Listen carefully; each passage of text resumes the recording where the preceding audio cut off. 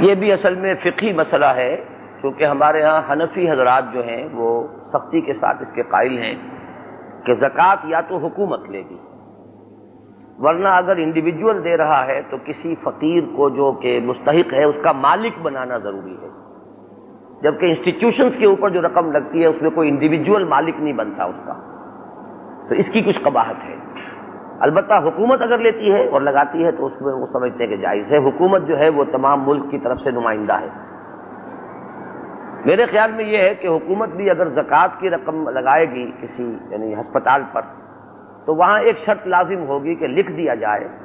کہ یہاں سے مفت وہی استفادہ کریں کہ جو زکوٰۃ کے مستحق ہیں، اور جن لوگوں کو زکوٰۃ نہیں لگتی ہے ان کے لیے ریٹ لسٹ لگی ہوئی ہو، وہ اس حساب سے یہاں پر پے کر دیں، ورنہ وہ جائز نہیں ہوگا، اس لیے کہ زکوٰۃ صرف مستحقین زکوٰۃ کے لیے ہوتی ہے، عام لوگوں کے لیے نہیں۔